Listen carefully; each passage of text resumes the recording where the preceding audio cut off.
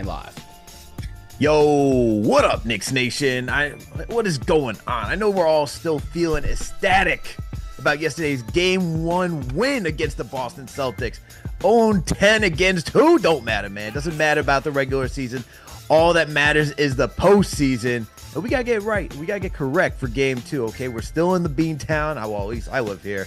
And we got Noah Dalzell, who covers the Boston Celtics for Celtics CLNS and Celtics blog. She does a great job doing so. Make sure to give her a follow on all socials. Make sure to hit that thumbs up button for the squad today. Make sure to subscribe to the channel if you haven't already done so. We're going to get into the weeds of Game 2. But first, we got to go through Game 1. So for Knicks fans, I know you're excited. For Celtics fans, who I know are all tapping in here, you all like to hide in the comment section. We all like to be braggadocious once you all win. You can all enjoy this one too. So let's get into this, all right? And make sure to support our sponsors, Underdog Fantasy. Use that promo code KFTV to get up to $1,000 in instant bonus cash and a free pick. Noah, how you feeling? How you doing today? I'm doing great. Thanks so much for having me. Of course. Thank you so much for joining the show. Appreciate you coming through as always, so that we could break this thing down. And let's just hop right into it, okay? Let's talk about Game 1. Let's recap. I know we're talking a little bit behind the scenes. You're still fresh. Everyone's talking about Game 1, especially from a Celtics perspective. Let's break it all down. What did you see yesterday from Game 1? Did anything shock you from the Knicks perspective? Let's go there. So first and foremost, I'll say I had the Celtics winning the series in 5, but I thought that every game was going to be a battle. And I know Celtics in 5 sounds like, oh, you think the Knicks are a joke. I actually think the Knicks are a great team and have a ton of respect for a lot of the players on that side because of what they've accomplished, their playoff experience, their college basketball experience, and all that. So I didn't expect the Celtics to blow a 20-point lead, but I don't think you can be that shocked anymore when you see that in the NBA. I mean, we all just saw the Cavs-Pacers game and how a 17-point lead, evaporates, and how a 7-point lead with less than a minute to go evaporates. Like, it's just kind of the part of the game. I will say, though, I think I was thinking X factors. I didn't realize that OG Anunoby was going to be such a threat for this team. Like, he was not on front of mind as far as potential guys that could go off here. But nothing really shocked me about the way this game played out. It's just, I think the Celtics did a lot of things to hurt themselves, and New York played just a tremendous second half. And I think they came and snatched that one. Absolutely. New York definitely did and snatched that one. And, even with what the Celtics were doing poorly, like not hitting their threes, I know they missed 45 out of the 63s. Knicks had their flaws too yesterday. Obviously, we can look at like all the turnovers that they had. We could talk about the over-aggression of Josh Hart in that first quarter, Karl-Anthony Towns being in foul trouble in the first half. We can even look at some of the boneheaded plays from even Jaylen Brunson in that fourth quarter where you're trying to close it out, and yet you're giving the Celtics many opportunities to get back in this thing and even win the game. But look, the Knicks did what they had to do yesterday. They came out there, and it wasn't a perfect game, but they played aggressive and they stayed true to who they were, and they were able to get the job done. I think from a Knicks perspective, the biggest thing that shocked me was how well the perimeter defense played, because throughout the entire season, the Knicks finished around 13th according to defensive rating, from that advanced stat according to NBA.com. And I just have not seen where Tibbs is more than willing to guard the perimeter and have guys just close out. Like, obviously we know about closing out for, when they're in drop coverage and trying to hedge out and protect the paint, but these guys were just guarding the perimeter so well, even doing a little bit of stunting, doubling at times just to make sure that everyone was a little off edge, so that way they weren't getting clean looks from three. I thought that really impressed me from what the Knicks did. Is that something that you saw as well after watching these two teams compete through 4 games this regular season? Yeah, they definitely, their defense was better than I expected. I mean, on paper, they have guys that should be able to be those perimeter defenders between Mikal Bridges, OG Anunoby, Josh Hart. Like, they have the personnel in theory. I think the thing the Celtics have been so good at this season is exploiting any bad defenders or any below average defenders on the floor. And they had trouble against Orlando because Orlando's whole defensive approach is that everybody on the floor defends at a high level. And so when I was watching Knicks Pistons, I was seeing Jaylen Brunson and Karl-Anthony Towns pick and roll defense. And I was like, okay, I think Boston's just going to exploit this a crazy amount. And early on, you saw that a little bit. But I think that, like you said, the perimeter defense kind of changed in that second half and the pressure up. And the Celtics lost their poise. It's always hard to gauge how much of it is self-inflicted and how much is the other team. Al Horford today said they were the better team last night. Give them credit. Like he just flat out said that. But I also, having watched this team, night in and night out, they made some out of character mistakes down the stretch that I don't think were necessarily because of anything New York did. But where maybe they were just trying to close the game out, maybe they were trying to overcompensate for the fact that they couldn't hit anything. But they caused some damage to themselves as well. For sure. I mean, look, it's all about who could play like the closest to the perfect game, right? And from a Celtics perspective, what did you see? I know everyone's pinpointing to missing all those threes, and we know the Celtics love to put up threes. Like they lead, they lead the league in the amount of attempts. It's just out of this world. I mean, I was with there with my boy. Shout out to John Maliga yesterday, watching this team, and they had like 12. It was like there was still time left to go in like the first quarter. I think it was like 5 minutes left or something along those lines, and there was like 12 threes already put up. I'm like, do they do anything else but put up threes? So for the Celtics, from a Celtics perspective, I know that's like the big talking point, and even being out here and hearing what the fans have to say, a lot of the threes were missed. But is there anything else that you saw from the Celtics that impacted their game yesterday? Yeah, I mean, they also missed a lot of layups and a lot of like 2 point shots. Like that's the thing. They didn't shoot well from three, but they just didn't shoot well anywhere. You look at the Orlando series. Orlando did a really good job of limiting the 3 point attempts, and I think there was a question around the league of like, did they just show how you should guard Boston? And that's force them to drive, force them to take twos. And I always thought that was kind of a silly conversation because they actually handled the defense pretty well. I mean, they blew them out twice. They beat them in 5 games, and Jaylen Brown and Jason Tatum routinely beat their defender and scored. And their drive rates are way up, their free throw rates are way up, and they were showcasing the fact that they're not just 3 point shooters. Ultimately, Tatum and Brown aren't great 3 point shooters.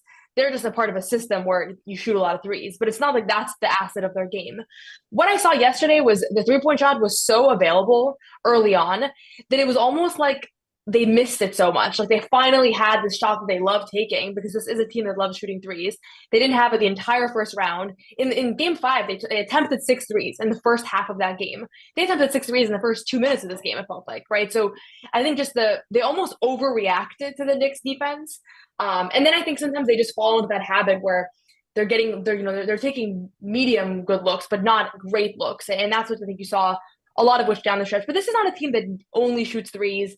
I think their whole philosophy has been take the best shot available. They have like a killer whale offense where they kind of hunt whoever the weakest link is on the opposing team's defense. And I thought New York handled themselves really well, and the Celtics also just kind of resorted to a little bit of shot chucking down the stretch. And I would have loved to see like Tatum not take a contested three at the end of regulation when he's literally been missing all night.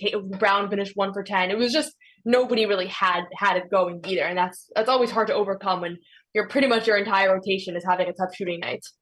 Do you think for do you think anything has changed? Like you still so do you still let me go back to this actually. So you still believe the Celtics are going to win this in five, even after the Knicks winning game one?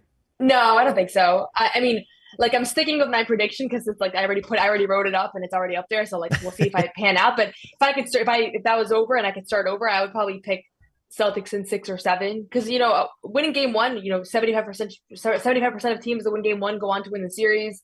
I think a lot of the things that I really respect about this Knicks team, how they don't give up, how they have Jalen Brunson who's so clutch, Josh Hart's ability to crash and kind of impact the game in that way. Like all my favorite things about this team were on full display in this game, and we're kind of a reminder that the regular season is the regular season, but it doesn't necessarily translate into how playoff matchups go. So I still think Boston's going to win this series. The five is still in play. So I had a colleague that predicted a Celtic sweep. He's already out of the picture as far as having the correct prediction, so I still have a chance here. But I think after seeing that game, I'm going to give the Knicks a little bit more credit. Okay, and is that colleague one Bobby Manning?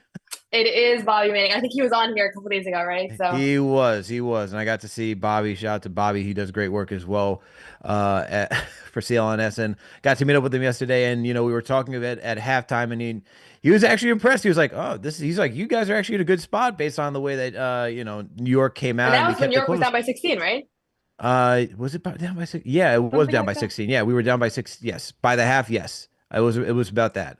And so like he was like, you guys are actually in a pretty good spot. You guys came out here and competed. Obviously, once again, Cat was in foul trouble. We had a lot. You had the hack and Mitch super early in that game, which I was very shocked about. But hey, with how New York even came out in the first quarter, it still set them up for a good finale.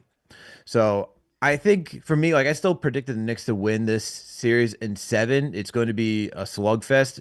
I think based on what New York had to experience against the Detroit Pistons and just getting ready for that physical style of play. And obviously they brought that question up to Jason Tatum last night in the presser saying, hey, were the calls made? What do you think about like the lack of calls, this, that, and third? And Tatum, spoke about how it's just playoff basketball. You got to be ready for that type of physicality. The Knicks never had to really they never really embraced that physicality like last year's team. But I think after going through the Pistons, Mm. it's now been like, all right, we can actually play this type of physical brand of basketball. So why don't we actually implement what we learned first round into this one? So I think that's going to change things for how this series unfolds. So I like the Knicks' chances in this one, just based even on how yesterday's game panned out. I think they showed a lot of things that we'd even see during the regular season, and I think it's still something that can be was it? They can still be carried over game to game, and I don't think it's necessarily like a one game fluke as as I hear like every day. It's like, or even not every day, but I heard a lot today saying, oh well, they gave the Celtics more credit for shooting themselves in the foot than the Knicks actually having to do what they had to do down the stretch. And like I said earlier, like there were moments where the Knicks were just handing the game over to the Celtics, Yeah. and so it's like they still had to go out there and do a job. You just don't fall into wins. That's not a thing. So I still give the Knicks a lot of credit for what they did today. So look, I'm And I looking think, forward. Go ahead. yeah, and I was just gonna say, I think a lot of times that ends up just being the media narrative, especially national media. You focus more on the mistakes that a team made down the stretch and not on the team that actually went out and won this game. But I can just say a lot of teams, that type of game that the Celtics played yesterday where they're up by 20, they took their foot off the gas, they had some defensive lapses late game. Usually they still win that game. And last year's playoff run, the teams that they matched up against, they played the Pacers. They had a lot of weird games where they were battling down the stretch, and those, the Pacers were not able to make enough plays to come away with the win. I think the difference in this one is that New York was able to. So I give the Knicks credit. I think Al Horford said it, but I would agree with him that it was more about what New York was able to do in this one rather than just Celtics collapse.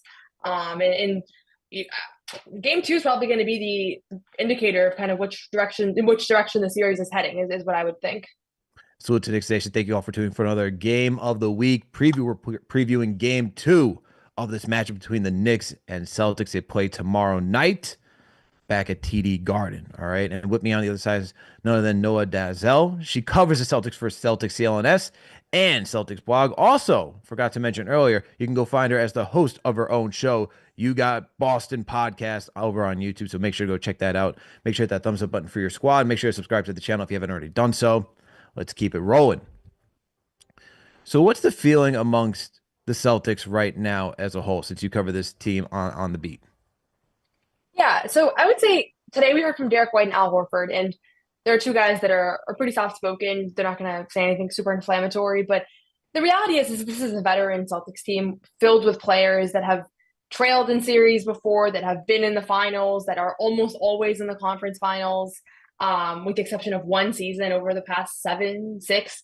So they're not, I don't think there's a level of panic because they lost game one. I think it's the kind of game that if it happens in game two, three, or four, it feels different, but because it happened right off the top, now you're in a deficit, which they haven't been in since 2023. So Joe said something today, but like we're not going to start changing like everything that we do because we lost a playoff overtime game because like just because it sucks. You're a lot of what they did in this game I think did work. There's a reason why they were up by 20 at a point, right? Like every time we talk about a team blowing a lead, there's also the conversation around how it built that lead, right? And all the things that did work to an extent.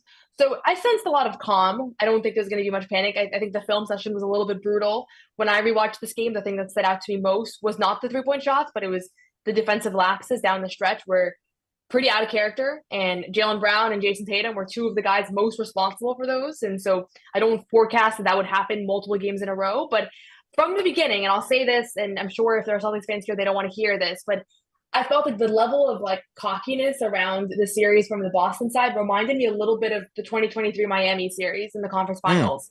And there are things about those two teams that kind of remind me of each other. They both have a winning player at the center, Jimmy Butler and Jalen Brunson, and they both have role players that kind of came together for a postseason run. And I don't, it's one game, and I don't necessarily think that New York's going to do what Miami did in that round. But anytime I start looking at the betting odds and everybody's picking, Celtics in five, which is what I picked, so I'm not going to act like I was above it. But it starts giving you this feeling of like, at the end of the day, this was the team with the fifth best record in the NBA this season, New York, right? And they do have two All NBA players and some elite role players that they paid a hefty price to acquire. So there's no reason to think this is not going to be a really competitive round. And so it could go either direction. I could see Boston winning tomorrow, winning handily and kind of taking care of business and then winning, 3 or 4 games in a row. If they lose tomorrow, everybody's going to have the 2023 Miami flashbacks. It's just inevitable to win game one, have home court advantage, have the odds be so in your favor, and kind of just unravel in a win where a season after a season that you were expected to be a championship contender. I think everybody's wondering which way this is going to head, and I think we'll know in about 24 hours here. You certainly will. And I could tell you there was a lot of tension as I was marching down, taking the orange line, getting to TD Garden yesterday. I could feel the tension on the tee. And then there was a lot you talk about confidence. I said it yesterday. I felt like there was a lot of air like people who were talking to me yesterday, like, so why are Knicks fans traveling all the way up from New York to come watch this team lose? There's a lot of arrogance. And I'm like, all right, man, like settle down. There is a game to be had. There's a series to be had. Let's not just write us off just yet. And well, very happy at how it ended yesterday. A lot of Knicks fans were out in the streets just cheering and jumping for joy. I was one of them. But obviously now it comes to the next battle, game two. And so while the Celtics are feeling high, I know the Knicks are, they're trying to keep their poise. There's another, it's you gotta take it game by game, and they're looking at the next game. Like, how do we get ready for the next game? Get ready for the punches that Boston's gonna throw at us.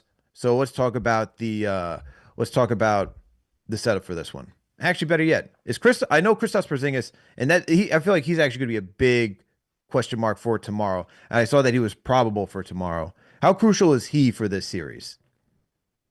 So in theory, I think they should be fine without him. But he gives them another layer of versatility defensively.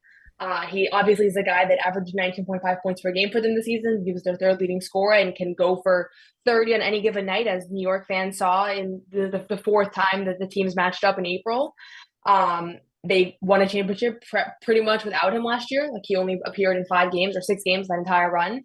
But it just makes your margin of error that much smaller because now Al Horford is playing 40 minutes a night. Luke Cornett now has to come in and give you 20 minutes, especially against this team. I think they like the double big look, and you lose out a lot of like flexibility in the lineups that they run and in the combinations and all that. I will say if he plays like how he's been playing in this playoff run, he's kind of a non-factor. If anything, they've struggled with him on the floor Hmm. offensively because he has just been in such a massive slump through this first round, averaged 12 points per game on 35% shooting. This is a guy who mostly shoots around the basket, right? And was shooting 49% from the season from the field during the season, so a massive decline. Everybody was like, maybe it was just Orlando and their physicality. Then he comes out yesterday and misses his first 4 shots and couldn't even hit a layup. Like, he looked so out of whack. And I was thinking to myself, he must just be in his head. He must just be in a massive slump here. Like, it happens. It's basketball. We all know that that's mental is such a big part of the game. And then now we heard today that he's apparently been dealing with this illness and fighting through it and working through it since he's come back. He came back from it in mid-March. And so I'm wondering now, like, is that part of what was going on in Orlando? If he comes back tomorrow, but he doesn't have a motor, like, what does that mean? So a healthy, full, at his best, Kristaps Porzingis is an absolute swing factor in the series and could be one of the best players on the floor at any given night. But that's not the guy we've been seeing over these past few weeks. So I just don't know what to expect here from him. Yeah, and I had him and Cat as my key matchup for this Mm, series, just because I feel like both of them could swing. Now, Cat obviously didn't have a great game yesterday. He was still impactful on the boards, had some moments, especially that putback late in the game yeah. over, I think it was Jaylen Brown, just to make sure that, added on to the phenomenal shot that Mikal Bridges had from the corner.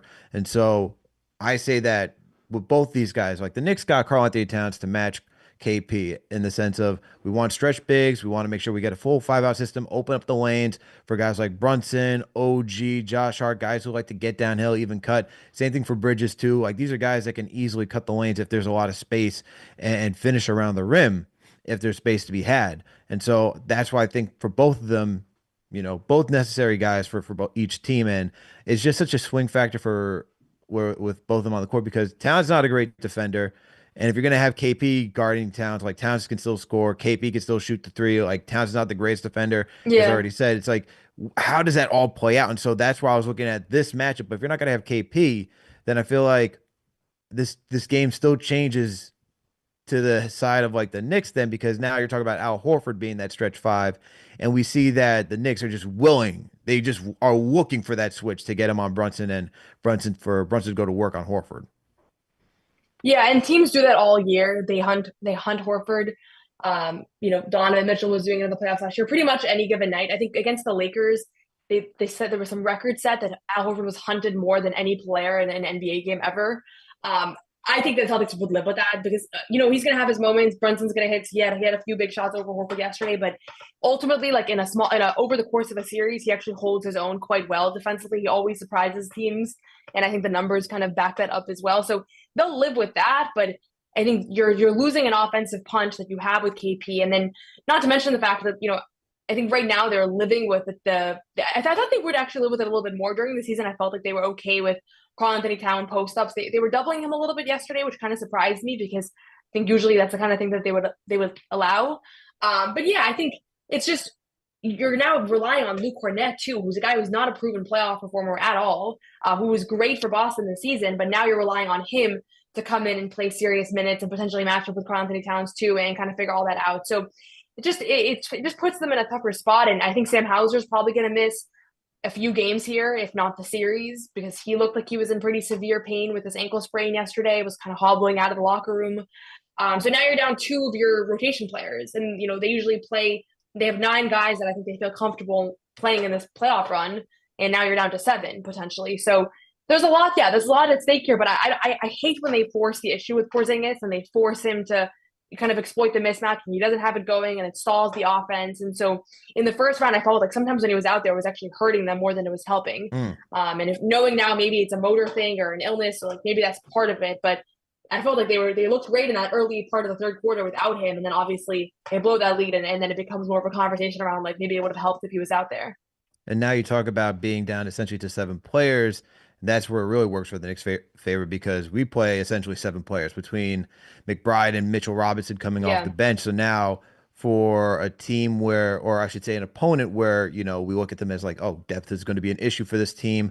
You know, our guys play a lot of minutes. You guys, Celtics, get to, throw in a lot of different players, have fresh legs out there, continue to compete. How are the Knicks able to maintain or just compete with that? And so if it's going to be dwindled down to 7, then once again, I'm thinking that this goes into the Knicks' favors. And another guy I got to talk about is Jaylen Brown, because, you know, he played okay yesterday, not necessarily to the standard that I think many are used to him watching him perform at. What's the status on Jaylen Brown? Because I know there's issues with his knee. I know that he's out Yeah. there playing, but doesn't look like the same guy. No, definitely not. So to your point about the depth, I think it comes into play more right now because a lot of players in the starting lineup are banged up. Tatum has this wrist thing that I'm not sure exactly how much is bothering him. He said it was serious at one point during the Orlando series. Drew Holiday just came back from a 3-game absence. He said he felt good, but he's going to monitor how it responds. So hopefully he's good to go tomorrow with no issues. But Jaylen Brown has been the story for Boston since mid-February when he started dealing with this right knee bone bruise.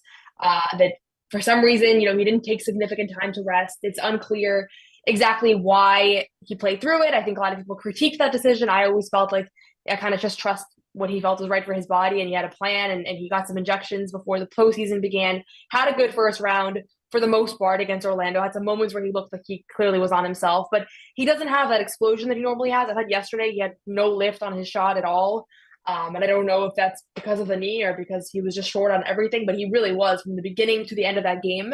And I thought defensively, he made a lot of mistakes that were very costly for this team. And I don't know if that's a focus thing or something else, but he was a shell of his best self in yesterday's game. And he's a pretty proven playoff player for this team. Obviously, he was Eastern Conference Finals MVP last year. So he has the accolades, he has the experience. He's won 17 playoff series. If you just think about how much that is for a guy, still in his prime. And it just puts, the whole thing going into the playoffs was if Brown's going to be limited, they're going to need Porzingis to kind of become that second scorer. And instead, we've seen Porzingis kind of revert into a previous version of him on a different team, not the Celtics Porzingis that we know. And Brown yesterday looked to be pretty limited in a number of ways. So then it kind of goes to, can Tatum be your hero? And down the stretch in Orlando, he was. He had some massive, massive performances in games 3, 4, and 5. And yesterday, he just did not have it. So it's all about, what's your margin of victory, of error here, how many things can go wrong. And right now, a number of things are going wrong for the Celtics at the same time, which I think are opening the door for New York. Yeah, and I think when I'm watching, I'm watching. This is just all why I'm bringing all this up because once again, it comes all into the favor of the Knicks, right? Where Right. if you talk about injuries, you talk about guys not playing to their, full health, and look, you got to play who's in front of you. If you're available, you got to play as well. But Knicks are, I'm liking. This is why I continue to like the Knicks' chances and how long they can extend this series and what they're able to accomplish this round. Salute to Knicks Nation. Thank you all for tuning in for another game of the week preview. We are getting ready for game 2 tomorrow. Okay, so make sure to hit that thumbs up button for the squad. Make sure to subscribe to the channel if you haven't already done so. Make sure to support our sponsor, Underdog Fantasy. Use that promo code KFTV to get up to $1,000 in instant bonus cash and a free pick. People, let me tell you what I love Underdog Fantasy.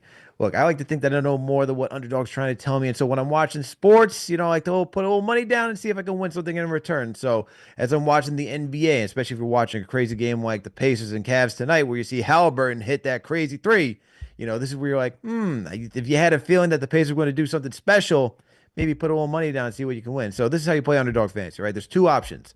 You got the daily fantasy drafts, and you can go create a ticket. If you're creating a ticket, all you got to do is just choose anywhere between 2 to 8 players and choose higher or lower on any stats. So let's say you were watching, well, let's go for tomorrow. Let's say you got Jaylen Brunson for higher than 25 and a half points.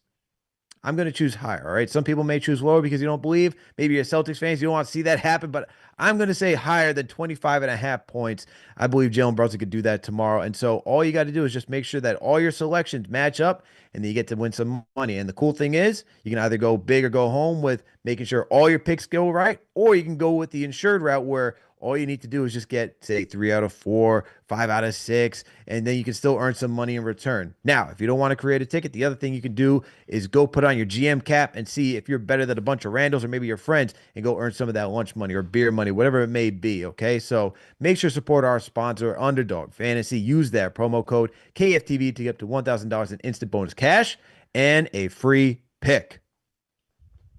All right. Now let's get ready to wrap this thing up. What are the adjustments are we expecting for game 2? Okay. I'll let you start off for the Celtics. I don't think you're going to see anything drastic. I think they're just going to have to come out a little bit sharper than they did yesterday. I thought they weren't really sharp. Even early on, the Knicks just missed some threes, but defensively, I think you're going to see probably a different level of intensity and focus because that was what was most apparent when I rewatched this game. And they're probably going to hit more than 15 of 63s. So those are the areas where I think they're going to improve a little bit. Joe said, I asked him today about the defense, and he said they just didn't follow personnel tendencies very well. Like, it's like the fouling Jaylen Brunson, Jaylen Brown did late in the game. There's the OG Anunoby, Mikal Bridges. Like they kind of just weren't treating those guys the way they should, considering exactly what their scouting report probably says. So I don't think you're going to see anything dramatically different. I do expect Jaylen Brunson and Karl-Anthony Towns to potentially have even bigger games, and Mm. so you have to kind of account for that because that was always the question of, right? Are those guys going to kill you, or is it going to be the other guys? And I think in game 1 it was the other guys, and you just don't know what's going to happen in game 2. But I don't think you're going to see anything majorly different. I don't know, on the Knicks side, do you see anything that you expect to be substantially different? I don't see anything substantially different happening for the Knicks either. I think if anything, maybe they say tone it down, especially like Josh Hart with the aggression that he had in the first quarter. I think it's more of like the mentality of getting ready for this game more than it is of the X's and O's because I still think they're going to go out there and, what they already implemented yesterday is going to work. That's what they got to believe, right? What we did yesterday should work for game 2. So I don't expect them to do anything like that. But I think mentally, how do you stay sharp? How do you stay prepared for what Boston's about to throw at you? I think that's what they're going to be looking out for. And, a lot of the stuff that worked yesterday for Boston was, especially in the late was just how the Boston's are able to move the rock around so quickly and effectively and finding cutters like Drew Holiday getting that layup on Karl-Anthony Towns while he's right there in the dunker spot. I think there's going to be a conversation about that saying, all right, how do we position ourselves? How do we get ready for these backdoor cuts? I think that's something from a defensive standpoint that they're going to be discussing for tomorrow's game because if Boston's not knocking down the three, the one thing that they certainly do well is just sharing the basketball. And so if that's gonna happen and they're knocking down their threes, then it's gonna be a high level of attention to detail from a defensive standpoint. Now, offensively, they got out there and ran yesterday, and I think that more than passing the rock itself, Like a lot of the passing that they were doing, like sharing the rock for the Knicks, was just it kind of felt like it was just out of necessity. Like, oh, the isolation wasn't there, so For New what are we gonna York. get? Yeah, for New York, I felt That's like, how I always feel watching the Knicks. I don't know if like this is no hate. I told you I'm a big fan of a lot of these guys, but Jalen Brunson, like I always feel like he passes when he rarely doesn't have a potential way to score, but sometimes it feels like he passes a little bit of a last resort. Is that accurate to say, or is that slandering the franchise player? you're not slandering the franchise player. I mean, look, the Knicks ended the game yesterday with 19 assists, and he can certainly pass the ball very well. I think Right. the thing that has, that stopped the Knicks from seeing that high level of like assists, because beginning of the season they were getting like 30, 36 assists per game. It was historic under a Tom Thibodeau led team. They usually don't lead in assists with Tibbs as a head coach. And so uh it was working well because that Brunson cat pick and roll was working. So now you had to account for those guys. Like, who's going to score? Is Cat going to pop? Is he going to roll to the basket? What's Brunson going to decide to do? Cat works really well out of the short roll. Brunson can work the pocket passes very well, but because that they've been using wings to stop Towns from getting to his positioning and just making him think twice of, does he want to shoot from the three? Does he want to drive? Does he want to does he want to like roll down the lane? It's impacted Brunson's ability to get, effective passes in the half court. And they don't really run like multiple actions within a set where it's like, okay, if that doesn't work, who's the next guy coming through and we'll find this guy. Mm. Like we saw with the Sacramento Kings, obviously what the Indiana Pacers love to do. And so that's just not what this offense is. And so because a lot of it relies on, all right, it's this possession, it's going to be Brunson. Oh, it's not, it's this position, it's going to be Karl Anthony Towns. It's our two best scorers. It just feels like a lot of just, as we've been discussing, like, oh, well, there's nothing that's working. So let's just move the rock and find it. And so they're going to have to really play at a better level tomorrow, because I know the Celtics are to come out with their A game and trying to share the rock. And so Knicks, while I love seeing them get out in transition, makes the game much more easier for them. Get some easy baskets. They're really going to have to hunker down and not just try to rely on this isolation game. And then, oh, look, OG's just open in the quarter and do a lot of this. I know it's a very read and react system that Tibbs implements, but it's got to be a little bit more high level than that, especially with what the Celtics like to run. And look, Celtics defensively, especially if KP's out there, that's five guys that can play defense, five guys that can do some playmaking, five guys that can score. And so it's a little bit more difficult for a Knicks team where, I would say there's a few more flaws than what the Celtics have, especially between the starting five. And so I think the execution level has to be just a little bit higher from a Knicks standpoint offensively. Defensively, it's just trying to stop the cutting. Yeah, I don't know. I'm really curious to see what game two looks like. I'm really curious to see the aggression from both of these teams and how they're prepped for tomorrow's game. Yeah, it's going to be a huge one. We just saw this Cleveland Pacers game. I think it perfectly foreshadows what's at stake here with this game. This feels like a massive swing game. I think if New York wins tomorrow, they'd be favored to win the series for sure. Taking two games on the road and then coming back to Madison Square Garden with more momentum than I don't know when the last time a Knicks team had this much momentum in that case. And I think if Boston takes care of business, you look at game one as a little bit more of an aberration. So it's a Hmm. massive game. I'm sure it'll be a good one. I would imagine that no one's going to blow out the other team because I think they're both going to come in with a level of urgency. I saw on the Knicks side, I don't think they were celebrating. I don't think that they were thinking to themselves they figured out how to beat Boston because they ultimately know they got a lot of clean looks too that are probably going to drop. But I also think New York didn't play their best game. So there's reason for why both sides can look at game one and say, we weren't nearly our best selves, and obviously one team wins. But I'm looking forward to this game. I think it'll be a good one. Last question before I let you get out of here, Noah. Who is the player tomorrow that you believe needs to step up to change things for the Celtics? A little bit of a cop out, but Jason Tatum, because ultimately he's their MVP. He's the guy that's kind of been carrying them all season. He's had, I think, the best season of his career, not his best shooting season, but overall. And he was their guy in the first round that kind of covered up some mistakes that others were making. So, in this game, he was not himself after starting 4 of 8 from the field. I forget the exact numbers, but he barely made any shots the rest of the way. And so I think you're gonna see him have to come up with a big game here. He is ultimately like they go as he and Brown goes. I think it's both of those guys, but right now I have more faith in Tatum's ability to kind of take over a game, just because I do think Brown is still limited. But really, it's those two guys that have they're never going to win games if they play the way they did in game one. Okay, I'm gonna go with Karl Anthony Towns for myself because he didn't necessarily have the greatest game. Offensively, you're gonna need more of a punch from him, and we saw him get it going in that like for like end of the first quarter, beginning of the second quarter. I can't remember exactly, but especially when they put Brown on him in the post, and you talk about them doubling Cat, and he's just working that baseline and just getting some shots. You know, if he wasn't in foul trouble. We see a little bit Yeah, more. Maybe it's a different game the way they close out. And I mean, you put Mitchell Robinson out there. Hack and Mitch, they slow the game down. At one point, they for a glimpse, they were going a little small. I'm like, okay. Then they bring Precious in. I'm like, okay. Now we're going to the Precious side of things, and it was actually a little refreshing to see. All right, we're actually using our bench this time to match what the Celtics are doing. So I'm going with Karl Anthony Towns. We're going to need a big offensive performance from him tomorrow, just so that we don't see this same like, all right, now we got to work our way from a 20-point deficit again. I feel like because of him being in foul trouble going into that third quarter, and then, just we just can't have that. We just cannot have that from a Knicks standpoint. No, appreciate you coming through as always. Please let the listeners know where they can find you if you got any work up and coming we should be on the lookout for. yeah. Thanks for having me. Always a good time. You can check out my podcast, You Got Boston podcast, on YouTube. I do a post game pod after every game and after every practice as well. Right now in the postseason, and all of my other rest of my video content all on CLNS Media. So we have a post game show. You can come in there as a Knicks fan and tell us why you guys are great. After game two, we had some Knicks fans after game one. It's always a good time. So appreciate you having me. Good to have the conversation. I look forward to tomorrow's game. I haven't been this anticipating of a playoff game in a while.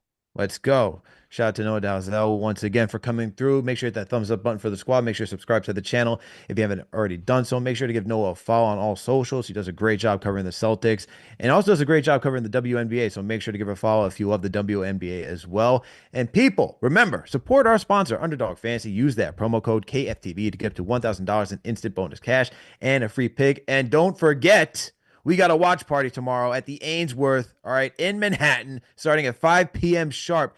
Get over there. We got DJ Eric L. Beats on the ones and twos as always. CP will be there. We know the Knicks chick will be there. Everyone needs to be in there supporting Knicks Nation, okay? Supporting the New York Knicks as they're on the road in Beantown taking on the Celtics. We already know how big of a mountain this is, the task that is at hand. So make sure to go to the Ainsworth, join your fellow Knicks Nation family members, and make sure to go support the orange and blue, as we already know, okay? Make sure to get 5 p.m. sharp, all right? Don't show up late. Get ready. Get there, get correct. Go get your string swag on. You already know what it is. And don't forget, we also got a newsletter. Make sure to subscribe to the newsletter. You get great articles from our crew. We also give you all the details on our merch, all the sponsors, okay? So make sure to go over to the newsletter, go subscribe to it. That way you get all the updates. And look, if anything ever happens to the channel, it's going to be there. The news will be there. What's happened to it, okay? So make sure to subscribe to the newsletter if you haven't already done so. And look, you already know what's going to happen tomorrow. We're going to have play-by-play. We're going to have post-game. So make sure to stay tapped in. Noah, thanks again for joining us. All right, Knicks Nation, salute to all you. And I saw that we got Pats Nation with a $2 super chat. Shout out to Pats Nation. Of course, we get a Celtics fan in here, asking some crazy questions of if we're going to sign Jeremy Lin. No, that's not going to happen. Please. We're going to stick with the crew that we got. But salute to everybody. Salute to all the franchise channel members as well. Shout out to my chief mod and operation, TM. Shout out to Kyle Dason. Shout out to you. Shout out to who else we got in here? Ooh, KG74. We got Andrew H. Shout out to Andrew H. We got G5 Weez in here too. Shout out to you.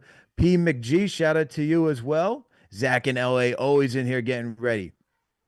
All right, man. Salute to all you. We'll catch you tomorrow. We out.